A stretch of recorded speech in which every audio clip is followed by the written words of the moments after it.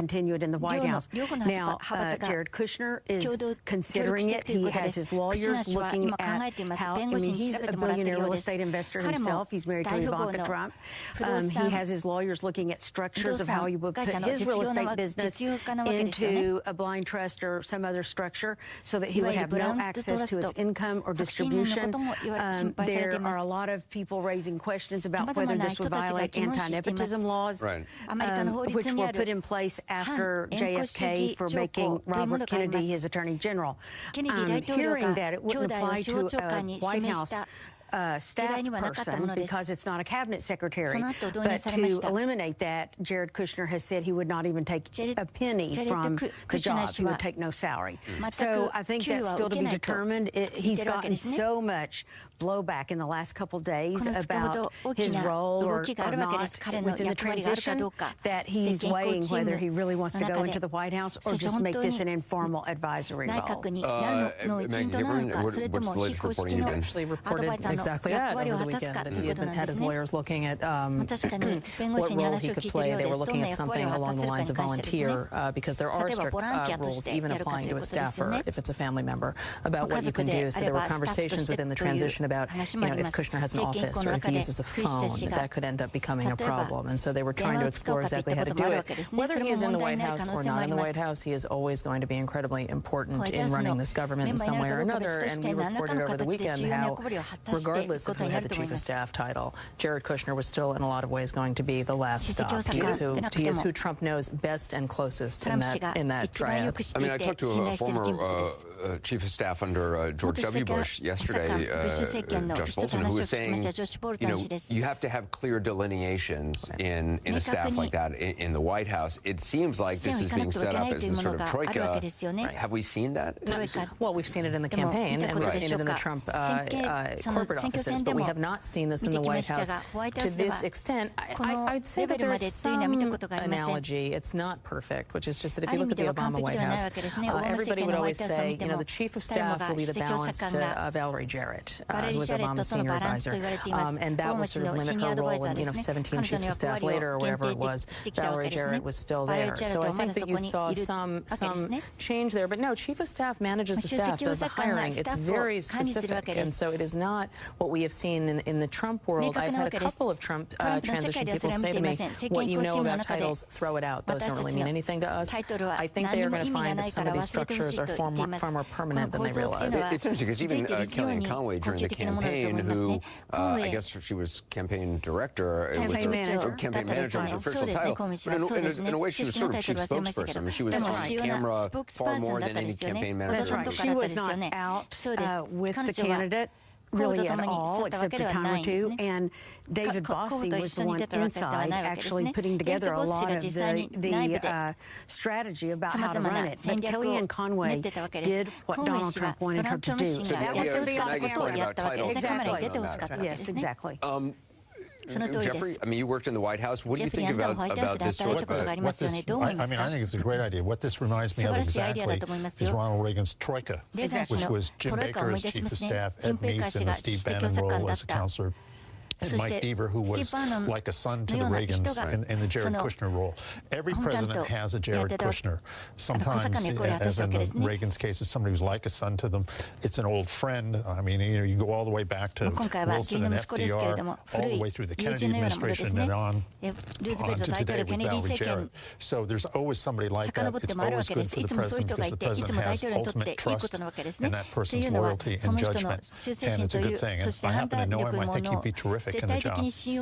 Andra, I mean, I guess you can look back to the George W. Bush administration where you had Karl Rove, but you also had chiefs of staff, not necessarily a troika, but at least sort of two people who had the presidency ear. I think this is showing you things to come. Protocol is thrown out the window. You have a businessman in the White House now that's not going to conform and not going to worry about what the press is saying. He's going to make the best decision he thinks will help him get the job done. And I think the American people asked for that. So it's refreshing. He's going to make it fun to watch politics again for all of us covering it. But for all the talk Anna looks thrilled.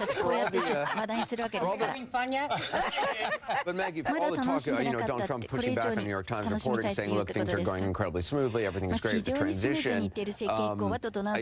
Mike Rogers, who left yesterday, who I talked to yesterday, said, look, there clearly are some issues he believes is going to get worked out. He wouldn't go as far as to say knife fight or anything like that, but he said there's clearly some issues. I mean, there are clearly some issues. Look, I had heard Wednesday morning that there was going to be a massive change in the transition. I couldn't nail it down, but this was basically within 12 hours of them knowing that Donald Trump was going to be the president. They had done a very minimal transition where Christie had done the role that he was allowed to perform, but basically Donald Trump did not treat transition particularly seriously. It wasn't because he wasn't focused on the job. He's superstitious. He doesn't look at this the same way.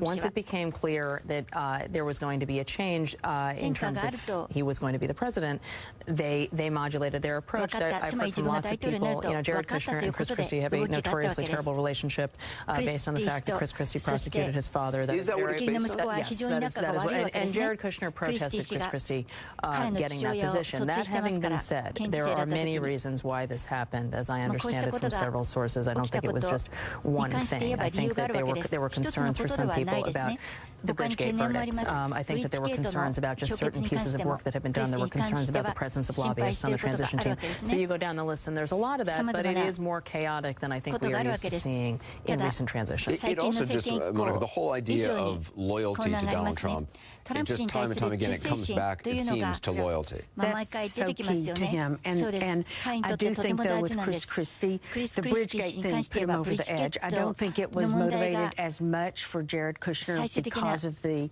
had already gotten past that when I think gotten a lot past the thing with his father, the prosecution of his father, when he was the first rival to come out for Donald Trump. Look, they have a complicated history, no doubt, Jared Kushner and Chris Christie. But once Bridgegate happened, that was just a bridge too far, excuse the pun. And I do think that once that happened, Chris Christie had too much baggage. He was named vice chairman simply as a face-saving measure. He will not have a role in this new administration. All the lanes were closed off. Exactly. Bridge over troubled water. Though, about loyalty, there is one other piece that I missed, which is that, and I've heard this now several times in the last couple of days, Trump himself was very frustrated with Christie. After the Access Hollywood tape came out, he sort of disappeared. Christie made clear privately that he thought that Trump needed to deal with this differently, as did almost every person who he was talking to. When basically every person canceled Sunday show appearances that Sunday, including incoming Chief of Staff Reince Priebus, including Kellyanne Conway, Rudy Giuliani was the only person who went on TV and defended him. And that is something that stayed with Trump. All right, we got to take a break. We're going to hear from the rest of our panelists. Much more to talk about in the next 2 hours. Who knows, maybe the president-elect will actually tweet something. Again, you never know. Barring that, we'll go global and look at what is already shaping up to be a very different 4 years, at least. We have some new reporting on the state of the transition as far as the rest of the world is concerned. And later, my conversation with Megyn Kelly about her galvanizing moment during that first debate and how Trump tried to make nice with her before he got not so nice on stage. When I did it. そのことについて話してもらいます。CNN.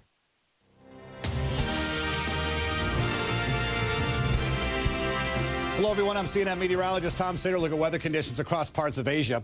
Relatively speaking, it's quiet when it comes to tropical development in the central and western Pacific. We are watching a good flow of moisture, however, with an area of low pressure spreading rainfall mainly on the coastline, central Philippines down to the South Mindanao. They'll pick up more in northern Luzon as well. That easterly flow continues to the coastline of central Vietnam down to the south, but most Southeast Asia is enjoying dry weather that prevails northward. Surge of moisture making its way that'll probably broaden as it makes its way towards Shanghai. But the Korean Peninsula is dry for now. In 48 hours, they'll get a good dosing of rainfall. But look at Seoul at 15 degrees, expected high Thursday.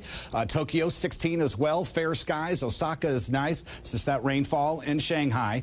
And down toward the south, Hong Kong, beautiful, 27 degrees. Taipei, sunshine, nice. Here's that rain in Ho Chi Minh City. Bangkok, as mentioned, dry conditions will prevail there in most of the provinces of Thailand, into Myanmar, in toward Bangladesh. India looks good as well. Temperatures warming up in Mumbai, about 36 for a high.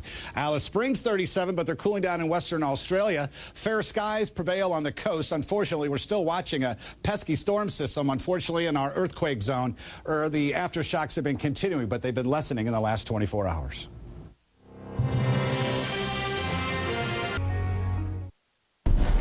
Well, Well, Hillary Clinton is expected to speak shortly tonight, any minute, in fact. Her first remarks since her concession speech. We'll bring it to you when she does. Meantime, Donald Trump, as you know, takes pride in embracing a whole string of adjectives about himself, many starting with unconventional, unpredictable, unprecedented.